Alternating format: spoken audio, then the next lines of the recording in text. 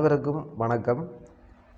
நாங்கள் இந்த காணொளியில் எதை பற்றி பார்க்க போகிறோம்னு சொன்னால், நான் கடந்த காணொளியில் குறிப்பிட்ட மாதிரி இந்த தமிழற்ற போராட்ட பாதையில் நான் நேரடியாக பார்த்தவை என்ற தொடரின் முதலாவது பகுதி. அதில் நான் குறிப்பிட்ட மாதிரி இன்றைக்கு நாங்கள் இந்த காணொளியில் இந்திய இராணுவத்தின் வருகை, அதாவது எங்களை வீட்டடிக்கு இந்திய வரைக்குள்ள நான் பார்த்தது எனக்கு தெரிஞ்சவற்றை தான் இந்த காணொளியில் உங்களோட பகிர்ந்து கொள்ள போகிறேன். உங்கள் எல்லாருக்கும் தெரியும், இந்தியன் ஆர்மியின் வருகை 1987ஆம் ஆண்டு. அந்த காலப்பகுதியில் இந்தியா இராணுவம் அமைதிப்புறா என்ற போர்வையில் எங்களை நாட்டுக்குள்ளே உள்ளே வந்தது. அப்பேக நாங்கள் சிறுவர்கள், அந்த காலப்பகுதி மிக மிக சிறுவர்கள். அப்போ எனக்கு அந்த எல்லாமே ஞாபகம் இருக்குமா என்று சொன்னால், குறிப்பிட்ட சில விஷயங்கள் ஞாபகம் இருக்கும். அந்த இந்தியன் ஆர்மி எங்களை வீட்டடிக்கு வந்த நாளன்று நடந்த சம்பவங்களை நான் மீட்டி பார்க்கக்குள்ள, அன்றைக்கி ஒரு மதிய சாப்பாட்டுக்கு பிறகு எங்களை விட்ட அம்மா அப்பா அண்ணா அக்கா நான் எல்லாருமே எங்களை விட்டா இருந்த நாங்கள். அப்பேக்குள்ளே நானும் அண்ணாலாம் சின்ன பிள்ளைகள், அந்த பூவாலை சரம் என்ற சரம் ஒன்று வந்திருந்தது. அப்போ நாங்களும் அந்த சரத்தை வேண்டி சின்ன சரமாக தைச்சு அதைத்தான் கட்டியிருந்த நாங்கள். அப்போ நாங்கள் சாப்பிட்டு நாங்கள் எங்கே போக வெளிக்கிட்டு நாங்கள்னு சொன்னால், ஈச்சங்குருத்தெடுக்கிறதுக்கு தான் நாங்கள் எங்களை வீட்டுக்கு அங்காலெல்லாம் குளம், அந்த குளத்தை சுற்றி நிறைய பனைமரங்கள் ஈச்ச மரங்கள் இருக்கும். அப்போ அந்த ஈச்சங்குருத்தெடுத்து சாப்பிட போகிறதுக்கு தான் நாங்கள் ஆயத்தமாக இருந்த நாங்கள்.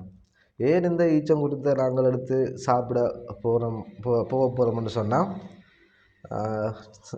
சில பேருக்கு ஞாபகம் இருக்கும், அல்லது நிறைய பேருக்கு ஞாபகம் இல்லாமல் இருக்கும். முதலெல்லாம் நாங்கள் இந்த அந்த பூச்சி மருந்து பூச்சிக்கு குடிக்கிறதில்ல, இந்த ஈச்சங்குருத்தை தான் நாங்கள் இந்த பூச்சி மருந்து மாதிரி சாப்பிட்றது. இப்போ பூச்சிக்கு ஈச்சங்குருத்தை சாப்பிட்டா பூச்சி இருக்காது என்ற காரணத்தினால தான் நாங்கள் அந்த ஈச்சங்குருத்தை எடுத்து சாப்பிட போகிறதுக்கு. அது ஈச்சங்குருத்தில் அவ்வளோ மருத்துவ குணம் இருக்குது.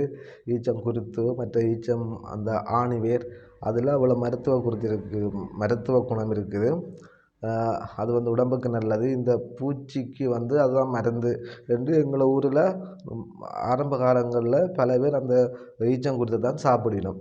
அப்போ நாங்களும் அந்த மதிய சாப்பாட்டை முடித்து கொண்டு பின்னேறக்கை அங்கே அந்த ஈச்சங்குருத்தை எடுக்க போகிறதுக்கு தான் தயாராக இருந்தாங்க. அந்த நேரம்தான் எங்களை அண்ணியின் மகன், எங்களுக்கு அண்ணா, ஒன்றோட்ட அண்ணா, அவர் அவசரமாக எங்களை வீட்டடிக்க வரார். அப்போ எங்களை வீட்டை அவர் எங்களை அம்மா அப்பாவை எல்லாருக்கும் சொல்லி கொண்டிருக்கிறார், ஆமிக்காரர் வந்துட்டாங்க, அவங்க வந்து கொண்டிருக்கிறாங்க, ஓடி வாரதும் இருக்கிறதும் படுக்கிறதும் என்று சொல்லி வந்து கொண்டிருக்கிறாங்க என்று சொல்லி எங்கள் அண்ணா எங்களை வீட்டை இருக்கிறாங்க எல்லாரும் காய்ச்சி கொண்டிருக்கணும். அப்போ நாங்கள் அந்த ஈச்சங்குருத்துக்கு போகிற வேலையை விட்டுட்டு அப்போ வீட்டையே நிற்கிறோம். இந்த கதை தான் எல்லாரும் எங்களை விட காய்ச்சி கொண்டிருக்கிறோம், ஆமி வந்து கொண்டிருக்கிறான். அப்போ நாங்கள் காய்ச்சி கொண்டிருந்து ஒரு அரை மணித்தியாலும் 1 மணித்தியாலும் நினைக்கிறேன். எனக்கு நேரம் அந்த டைம் சரியாக தெரியலை. ஒரு குறிப்பிட்ட நேரத்துக்கு பிறகாக ஆமிக்காரர் வந்து கொண்டே இருக்கிறாங்க. அப்படி லைனில் ரோட்டால் வந்து கொண்டு இருக்கிறாங்க. அப்போ அப்போக்கெல்லாம் அவங்கள வீட்டுக்கு முன்னுக்கு இருந்த ரோட்டை பார்த்திங்கன்னு சொன்னால், இப்படி அந்த கண்டகாலில் போட்ட ரோட்டு தான் போட்டு சும்மா தார் போட்ட ரோட்டு. அதில் இருந்த குடும்பங்கள் என்று பார்த்திங்கன்னு சொன்னால், எனக்கு தெரிஞ்சு அந்த காலப்பகுதியில் 3 குடும்பங்கள்லாம் இருந்தாங்க. மற்ற எல்லாருமே கொஞ்சம் தள்ளி கடற்கரையில் இருந்தவை. நாங்கள் கடற்கரையை விட்டு கொஞ்சம் தூரம் 1 கிலோமீட்டர் அப்படி கொஞ்சம் தூரம் எங்களை வீடு இருந்தது. அதில் ஒரு 5-6 குடும்பம் இருந்தது. அதனால் அந்த காலப்பகுதியில் இருந்தது 3 குடும்பங்கள் தான். எங்களை வீட்டுக்கு வலப்பக்கம் ஒரு வீடு, இடப்பக்கம் ஒரு வீடு, நாங்கள் நடுவே அப்படித்தான் இருந்த நாங்கள். எல்லாருமே அந்த கடத்தொழில் செய்கிறபடியால் அந்த அங்கே அதில் இருந்த மற்ற குடும்பங்களும் கடற்கரைக்கே போயிட்டினோம். அப்போ இந்த ஆமிக்காரன் போய்கொண்டே இருக்கிறான் கனவேர். அப்போ நாங்களும் வீட்டை இருந்து பார்த்து கொண்டிருக்கிறோம். அப்போக்குள்ளே எந்த ஒரு பிரச்சனையுமே இல்லை. அங்கால போனால் காடு, ஒரு எங்களை பாலத்தடி, இந்த அங்கால காட்டுக்குள்ளே அப்படி கிராமங்கள் இருக்குது. நீங்கள் இப்போ இந்த இடங்களை பார்த்தீங்கன்னா, இப்போ இந்த இடங்களெல்லாம் என்ன சொல்கிறது, சுனாமிக்கு பிறகு எல்லாமே மாறி பெரிய குடியேற்றங்கள் மாறிட்டு பெரிய அந்த அடையாளங்களே இல்லாமல் தான் அந்த எங்களை ஊரெல்லாம் இப்போ இருக்குது. முதல் இருந்த இடம் இல்லை, முதல்ல அதை காடுன்னு சொல்லணும். இப்போ வந்து ஃபுல்லாக குடியேற்றங்கள்லாம் நாங்கள் கடற்கரையில் நாட்கள் எல்லாம் வந்து சுனாமி பிறகு வந்து இந்த அளவுக்கு நம்ம கடற்கரையில் இருக்கலான்ற காரணத்துக்காக எங்களை சைட் பக்கம் தான் வந்திருக்கணும். அதை இந்த ஆமிக்காரன் அப்படியே போய் கொண்டிருக்கிறான், எதுவுமே செய்யலை, யாரோட எதுவுமே கதைக்கலை. அப்போ தொடர்ந்து எங்களை விட்ட இந்த ஆமிக்காரன் கதையெல்லாம் நடந்து கொண்டு இருக்குது. ஆனால் இந்த ஆமிக்காரன் வருவான், இப்படி பிரச்சனை நடக்கும் என்றெல்லாம் அப்பைக்கெல்லாம் யாருமே கதைக்கல. ஒரு பிரச்சனைக்கு எல்லாம் தீர்வு வந்துடும் என்ற மாதிரி தான் வீட்டை காய்ச்சி கொண்டிருக்கணும்.